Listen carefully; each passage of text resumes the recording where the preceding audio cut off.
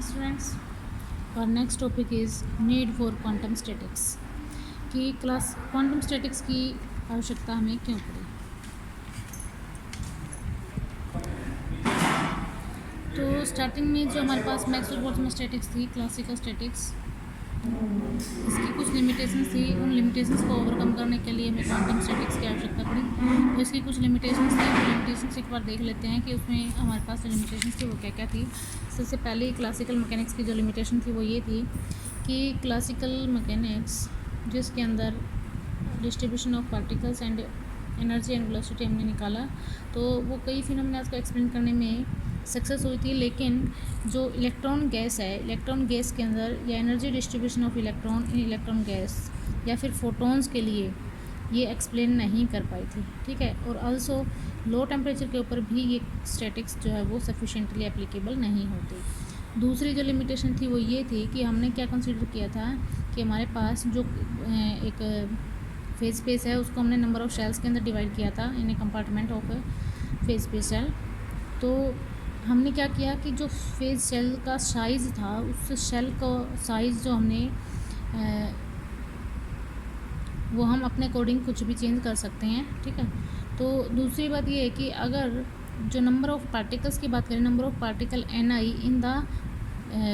Each phase shell NI/GI, तो ये जो रेशियो है ये बहुत ही लेस हो जाएगा, क्योंकि अगर हम फेज स्पेस शेल का नंबर बहुत ज़्यादा ले लें, कहने का मतलब ये है कि एक कंपार्टमेंट को हमें बहुत ज़्यादा लार्ज नंबर ऑफ़ शेल्स में डिवाइड कर लिया, उनका वॉल्यूम बहुत ही कम कर दिया एक शेल का, तो सेल्स बहुत ज़्यादा हो जाएंगी, तो नंबर ऑफ़ पार्टिकल्स पर शेल NI/GI ये फैक्टर बहुत ही स्मॉल आएगा। This is far less than 1। लेकिन पार्टिकल हमने डिस्टिंग्विश कंसीडर किए हैं, तो इसका मतलब 2 या 2 से ज़्यादा पार्टिकल्स किसी एक शेल पे आने की प्रोबेबिलिटी तो क्या है, बिल्कुल ही नेग्लिजिबल होगी। ठीक है।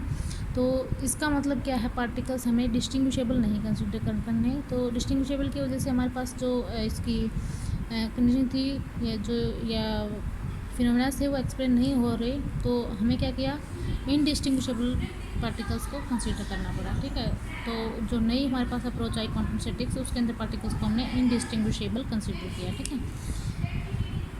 नेक्स्ट जो है, किसी भी नेचुरल सिस्टम के अंदर अगर हम शेल का साइज़ कंसीडर करें, तो क्लासिकल कहती है कि एक सेल का साइज़ हम कितना भी स्मॉल कर सकते हैं। फेज स्पेस शेल का जो साइज़ है वो h³ है, और h को हम कितना भी स्मॉल कर सकते हैं। लेकिन अगर ऐसा हुआ तो जो नंबर ऑफ़ शेल्स हैं वो क्या हो जाएंगे, बहुत ज़्यादा हो जाएंगी। लेकिन क्वांटम मैकेनिक्स ने ये कहा कि जो सेल का साइज़ है वो हम h03 मानते हैं, जिसमें h0 क्या है अपने पास, principal quantum number, Planck's quantum number है। ठीक है। तो when the occupation index NI/GI is of order of unity then particle cannot be distinguished नहीं कर सकते। ये ऊपर वाली वही बात है जो हमने यहाँ पर बताई थी कि अगर सेल्स बहुत ज़्यादा हो जाएंगे तो NI/GI जो है ये यूनिटी के ऑर्डर का नहीं रहेगा। इसका मतलब पार्टिकल्स को हम डिस्टिंग्विशेबल नहीं मान सकते, इनडिस्टिंग्विशेबल कंसीडर करना पड़ेगा। ठीक है। तो ये कुछ लिमिटेशंस थी क्लासिकल की, जिनको हम कुछ फिनोमेना को स्टडी नहीं कर पाई, तो ऐसे जो स्टडी फिनोमेना था वो हम आगे देखेंगे। ये फ़िलहाल क्लासिकल की जो अजम्पशंस थे, उन अजम्पशंस के बेस पे हमने हम क्या एक्सप्लेन नहीं कर पाए या क्या उसकी लिमिटेशन रही, वो हमने अभी देखा है। तो उसके बाद जो क्वांटम स्टैटिक्स आई, क्वांटम स्टैटिक्स उसकी 2 ब्रांच हैं। उसके अंदर पहली बात, जो पार्टिकल्स होंगे वो इनडिस्टिंग्विशेबल होंगे। इसकी 2 जो ब्रांच हैं वो बोस-आइंस्टाइन स्टैटिक्स एंड फर्मी-डिराक स्टैटिक्स है। ठीक है। तो इनकी हम अलग अलग अजम्पशंस देखेंगे। बोस-आइंस्टाइन स्टैटिक्स के अंदर ऐसे पार्टिकल्स को स्टडी किया जाता है जिनकी जो स्पिन है वो इंटीग्रल स्पिन होती है, इनकी स्पिन इंटीग्रल मल्टीपल होती है किसी कांस्टेंट h/2π की। ठीक है। और जो फर्मी-डिराक स्टैटिक्स हैं, इसके अंदर पार्टिकल्स को हम इनडिस्टिंग्विशेबल मानते हैं, और ऐसे पार्टिकल को स्टडी किया जाता है जिनकी स्पिन क्या हो, हाफ होती है। और जो ये फर्मी-डिराक स्टैटिक्स है, ये पॉली एक्सक्लूजन प्रिंसिपल्स को ओबे करते हैं। तो जो फर्मी-डिराक स्टैटिक्स के अंदर जो पार्टिकल स्टडी किए जाते हैं उनको हम फर्मियंस बोलते हैं या फर्मी पार्टिकल्स बोलते हैं, और बोस-आइंस्टाइन स्टैटिक्स को फॉलो करने वाले जो पार्टिकल्स हैं उनको हम बोसॉन्स बोलते हैं। ठीक है। तो अब हम करेंगे बोस-आइंस्टाइन स्टैटिक्स क्या है और बोस-आइंस्टाइन ने क्या डिस्ट्रीब्यूशन ला दिया था। ठीक है। तो इसको स्टडी करने के लिए हमारे पास कोई सिस्टम है जिसके अंदर n नंबर ऑफ पार्टिकल्स हैं। ठीक है। To determine the distribution of this particle in most probable state, ये मोस्ट प्रोबेबल स्टेट वही जो इक्विलिब्रियम स्टेट होगी। ठीक है। तो फेज स्पेस को हमने डिवाइड कर लिया के कंपार्टमेंट में, और ईच कंपार्टमेंट को हमने एलिमेंट्री सेल्स में डिवाइड किया जिसका साइज h2 होता है। n1 n2 n3 nk are the number of particles in each compartment 1 to 3k, that is total number of particle summation of all this particle is equal to total number of particle n। अगर हम u1 u2 u3 क्या है तो mean energy मान ले particles की इनका compartment first second third में, और g1 g2 g3 gk क्या है number of phase shells at these energy intervals. For ith compartment की अगर हम बात करें तो ni is the number of particle and gi is the number of cells, then ni plus gi elements in the array if you keep. अगर हम एक shell को फिक्स कर लें तो ni plus gi minus 1 elements can be arrange in ni plus gi minus 1 factorial way से। ठीक है, अगर एक सेल gi को फिक्स करें can be selected in gi ways, तो gi सेल को जो हमने फिक्स किया है उसको हम gi वेज से रिप्रेजेंट कर सकते हैं, सिलेक्ट कर सकते हैं। तो जो टोटल नंबर ऑफ डिस्ट्रीब्यूशन होंगे gi जो हमने फिक्स की थी into gi plus ni minus 1 जो other than gi plus ni minus 1 factorial. एक स्टेट को हमने फिक्स कर लिया था जो उसको इसमें से माइनस कर दिया उसका फैक्टोरियल। ठीक है,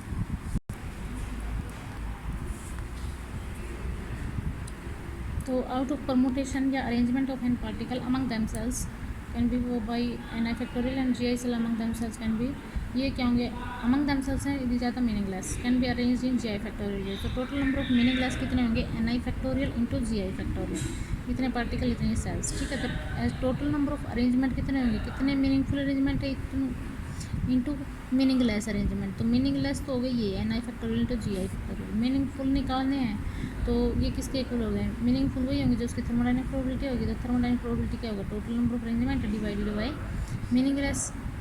ये निकालना है तो इसके नीचे इसको ले जाएंगे, तो W जो है वो total number of arrangement by meaningless arrangement. Total arrangement से पीछे निकाले थे gi into ni plus gi minus 1 factorial divide by ni factorial into gi factorial. तो यहाँ से अपने पास ये मीनिंगफुल अरेंजमेंट आ गई। ठीक है, और इसको थोड़ा सा और सोल्व आउट करें, ni plus gi minus 1 factorial है, ये gi है, इसको ऊपर gi माइनस 1 फैक्टोरियल ओपन कर दे, gi से gi कैंसिल हो जाएगा, ni factorial into gi minus 1 factorial. ठीक है, तो जो टोटल थर्मोडायनामिक प्रोबेबिलिटी है that of a system having n particles in a compartment is total W is to W1 into W2 into W3 सभी thermodynamic probability का product हो जाएगा। तो ये जो होगा इसके आगे प्रोडक्ट का निशान लगा देंगे, ये उसकी मीनिंगफुल अरेंजमेंट हो जाएंगे। ठीक है, अगर इसको थोड़ा सा और सोल्व आउट करें तो इसको taking logarithm on both side, logarithm ले लिया इधर भी, तो ये हो जाएगा ln of ni plus gi minus ln i minus ln gi factorial. Stirling formula लगा देंगे ln ni फैक्टोरियल के ऊपर n ln माइनस n। ठीक है, तो इसको थोड़ा सा और सोल्व आउट करेंगे, तो सोल्व आउट होने के बाद अपने पास जो ये इक्वेशन आएगी वो ये आ जाएगी ln w equal to summation of ni plus gi ln ni plus gi minus ni ln ni minus gi ln gi। ठीक है, जो इसमें से कैंसिल हो रहे हैं वो कैंसिल करने के बाद अपने पास ये इक्वेशन बच गई। अब क्या है, अगर कोई मोस्ट प्रोबेबल स्टेट है या कोई इक्विलिब्रियम स्टेट है तो उसकी प्रोबेबिलिटी क्या होगी, मैक्सिमम होगी, उसका डिफरेंशिएशन करेंगे तो जीरो आएगा। इसका डिफरेंशिएशन करेंगे और उसको इक्वेट टू उसका जीरो कर देंगे, तो इसका डिफरेंशिएशन कर लो, इसको आसान है। तो ये अपने पास इक्वेशन आ जाएगी ln ni plus gi minus dni ln ni equal to zero. ठीक है, तो यहाँ से dni को कॉमन निकाल दिया, ln ni plus gi minus ln ni equal to zero. अब conservation of particles, sum of all this particle is equal to ni and summation of all this particle का डिफरेंशिएशन कर देंगे तो वो zero आएगा, क्योंकि कांस्टेंट नंबर का derivative zero होता है। एनर्जी का कंजर्वेशन लगाएंगे तो ni ui dni is equal to zero. ठीक है, एक इसकी इक्वेशन बना देंगे ln ni plus gi minus ln ni dni minus alpha को इससे मल्टीप्लाई कर देंगे और बीटा को इससे मल्टीप्लाई करके ऐड कर देंगे इसके अंदर, तो अपने पास जो इक्वेशन आएगी वो ये बन जाएगी। ठीक है, तो ये इक्वेशन ट्रू कब होगी, जब ये इक्वेशन इसको थोड़ा सा और सोल्व आउट करके रीअरेंज करके यहाँ से हम ni की वैल्यू निकालेंगे, तो अपने पास ni की वैल्यू आएगी gi by e power alpha e की पावर बीटा ui माइनस 1। ठीक है, this is the number of particle per unit energy interval corresponding to mean energy u। तो gu is the number of energy level, then the number of particles in energy interval u and u plus du is nu du gu e की power alpha e की power u by kt minus 1। ठीक है, this is the Bose Einstein distribution law. यही है जो बोस-आइंस्टाइन ने particles का distribution का ला दिया था। ठीक है, this is a very important. बाकी नेक्स्ट टॉपिक करेंगे नेक्स्ट लेक्चर में।